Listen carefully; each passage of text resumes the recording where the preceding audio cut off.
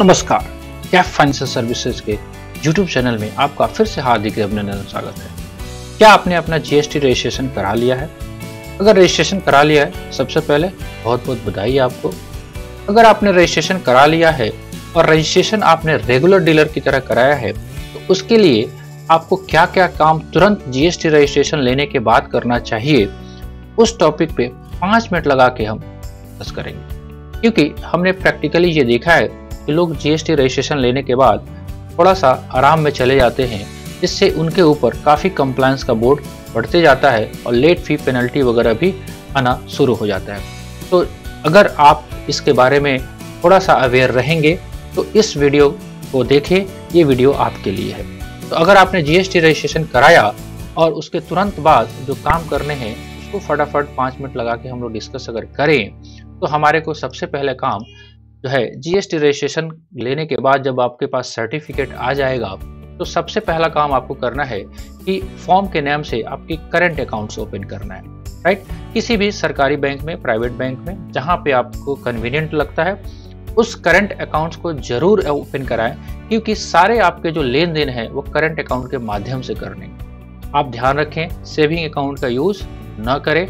जो भी आपका जीएसटी रजिस्ट्रेशन है उस रजिस्ट्रेशन को बैंक अकाउंट में प्रोड्यूस करके दे के आप उसके नाम से एक अकाउंट खोलें और 1 महीने के अंदर अपने जीएसटी रजिस्ट्रेशन के अंदर इसको अपडेट भी करा लें।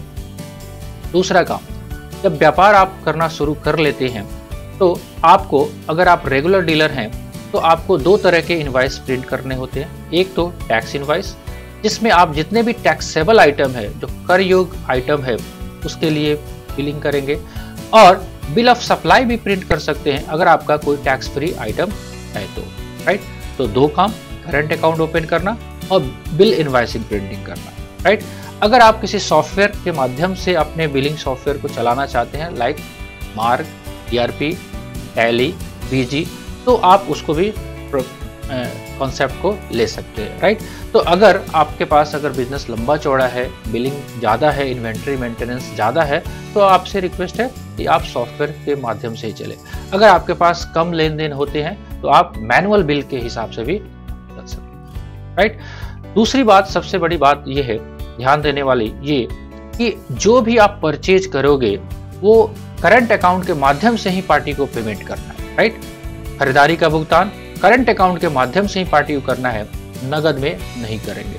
हाँ, अगर नगद में पेमेंट आप, बिल आपका अगर 10,000 से नीचे का है तो आप करंट का अकाउंट की जगह आप कैश में भी भुगतान कर सकते हो, लेकिन कोशिश करिए कि आप अपने जितने भी माल आपने खरीदा है उस पार्टी को जो भुगतान करना है वो केवल करंट अकाउंट के माध्यम से, चाहे आरटीजीएस करें या चेक दें या एनईएफटी लगाएं, लेकिन करंट अकाउंट के माध्यम से ही करें। सबसे इंपॉर्टेंट बात, आपको जो जीएसटी रजिस्ट्रेशन सर्टिफिकेट मिला है वो अनिवार्य रूप से आपके बोर्ड पे वो प्रिंट होना चाहिए, राइट।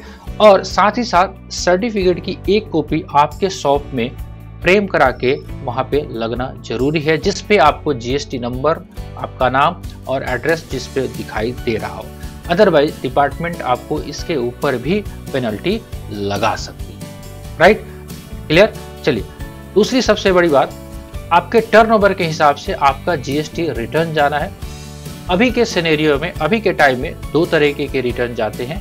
एक जाता है GSTR1 और एक जाता है GSTR3B। अगर आप मंथली स्कीम में हैं तो हर महीने की 11 तारीख से पहले जीएसटी रिटर्न जाएगा। लेट्स सपोज दैट अभी हम 11 दिसंबर में ही हैं, 11 दिसंबर 2021 में हैं, तो अगर नवंबर महीने की बात करें, नवंबर 2021 की बात करें, तो नवंबर 2021 में जितना भी आपने सेल परचेज किया है वो 1 नवंबर 2021 से लेकर 30 नवंबर 2021 तक का, उसके सारे विवरण, जो सेल्स वाले विवरण है, वो GSTR1 में जाएंगे और वो 11 दिसंबर से पहले, मतलब नवंबर का अगले महीने में 11 तारीख से पहले, और GSTR3B वो 20 तारीख से पहले, राइट।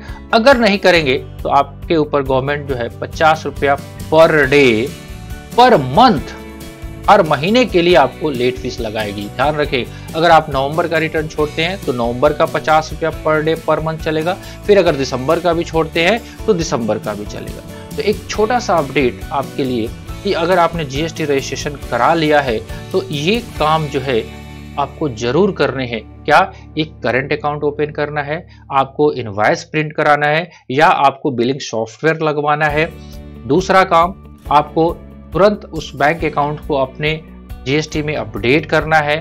तीसरा काम, आपको सेल परचेज का ट्रांजैक्शन जो है कोशिश करना है। सेल का तो आप कैश में ले सकते हो, राइट, वो भी एक लिमिट के नीचे, 2 लाख के नीचे सेल का आप ले सकते हो, लेकिन परचेज तो 10,000 से ऊपर आप कैश में दे ही नहीं सकते, राइट। उसके बाद आपको जीएसटी रिटर्न फाइल करवाना, जीएसटी R1 11 तारीख से पहले और जीएसटी R3 भी 20 तारीख से पहले, राइट। और साथ ही साथ आपको जीएसटी रजिस्ट्रेशन सर्टिफिकेट आपके शॉप पे, आपके दुकान पे, आपके बिजनेस प्रीमाइसेस पे डिस्प्ले होना चाहिए, बोर्ड पे भी, राइट। बोर्ड पे आपको जीएसटी नंबर एंड दुकान के अंदर आपका जीएसटी रजिस्ट्रेशन सर्टिफिकेट, राइट। तो इतना काम तो जरूर करें आप, अदरवाइज आपको काफ़ी परेशानी की सामना करना पड़ सकता है। एक छोटा सा अपडेट आपके लिए कि आपने जीएसटी रजिस्ट्रेशन लेने के बाद क्या करना चाहिए, एक छोटा सा मैंने अपडेट लगाया है।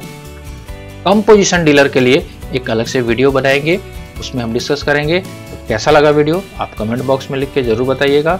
अच्छा लगा होगा तो एक लाइक कर दीजिएगा। सबसे इम्पोर्टेंट, अभी तक आप इस चैनल पे नए हैं प्लीज़ सब्सक्राइब कर लीजिएगा, ताकि आपको कोई भी इनकम टैक्स और जीएसटी और अदर फाइनेंशियल रिलेटेड जो भी वीडियो है तो सबसे पहले आपको देखने को मिलते हैं कुछ ऐसे अपडेट के साथ। तब तक के लिए मुझे इजाज़त दीजिए। जय हिंद, जय बिहार, जय चंपारण।